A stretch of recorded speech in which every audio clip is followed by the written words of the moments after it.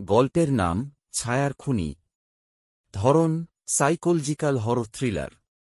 স্থান বহরমপুর, মুর্শিদাবাদ। সময় বর্তমান। চরিত্র পরিচিতি: তপন ঘোষ, ৪২ বছর বয়সী লাইব্রেরিয়ান, নিঃসঙ্গ, চুপচাপ মানুষ। রুনা দত্ত, সাংবাদিক, সিরিয়াল কিলিং নিয়ে অনুসন্ধান করছে। ইন্সপেক্টর দেবজিৎ মণ্ডল, তদন্ত কর্মকর্তা। ছায়া এক অদৃশ্য সত্তা যাকে কেউ দেখেনি, শুধু খুনের পরে টের পায়। অধ্যায় ১, প্রথম ছায়া। রাত্রি ১০টা। বহরমপুর কলেজ রোডে এক বৃদ্ধাকে বাড়ির সামনের বারান্দায় গলা কাটা অবস্থায় পাওয়া গেল। দেয়ালে লাল কালি দিয়ে লেখা, তুমি আমায় ভুলে গিয়েছিলে। ছায়া ভুলে না। পুলিশ প্রথমে ধরে নেয় এটি কোনো ব্যক্তিগত প্রতিশোধ, কিন্তু পরের মাসেই ঘটে দ্বিতীয় খুন, ঠিক একইভাবে। আবার লেখা সেই একই লাইন। অধ্যায় ২, তপনের মুখোশ। তপন ঘোষ একজন লাইব্রেরিয়ান, পাড়ার সবচেয়ে নিরীহ ও চুপচাপ মানুষ বলে পরিচিত। কিন্তু কেউ জানে না তার ছোটবেলাটা ছিল ভয়াবহ। মা রোজ তাকে আয়নার সামনে দাঁড় করিয়ে বলত, তুই তপন না, তুই ছায়া। তপন ধীরে ধীরে বিশ্বাস করতে শুরু করে সে আলাদা একজন, সে আর কেউ নয়, ছায়া। রাতে সে আয়নার সামনে দাঁড়িয়ে ফিসফিস করে বলে, আমার অস্তিত্ব তোর ছায়ায়। তোকে দেখে যারা হেসেছিল, এবার আমি তাদের গলা কেটে হাসব।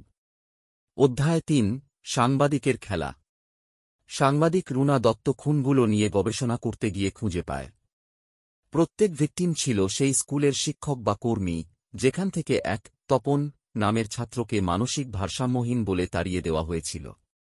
রুনা বুঝে যায় তপনের মধ্যে একটা দ্বিতীয় সত্তা আছে, এক বিভ্রান্ত, বিকৃত ছায়া যে প্রতিশোধ নিচ্ছে পুরনো অপমানের। রুনা মুখোমুখি হয় তপনের। তার সামনেই তপন ধীরে ধীরে আয়নার দিকে তাকিয়ে বদলে যায়। চোখ রক্তবর্ণ, ঠোঁটে বিকৃত হাসি। সে বলে, তুইও তো আমার ছায়া দেখতে চেয়েছিলি রুনা, এবার আমি তোর পেছনে দাঁড়াব। চিরকাল। অধ্যায় ৪, অদৃশ্য মৃত্যু। রুনাকে ৩ দিন পর পাওয়া যায় তার ফ্ল্যাটে, দরজা ভিতর থেকে বন্ধ, জানলা সিল, কেউ ঢোকেনি। কিন্তু আয়নার সামনে লেখা ছিল রক্তে, আমি কেবল ছায়া।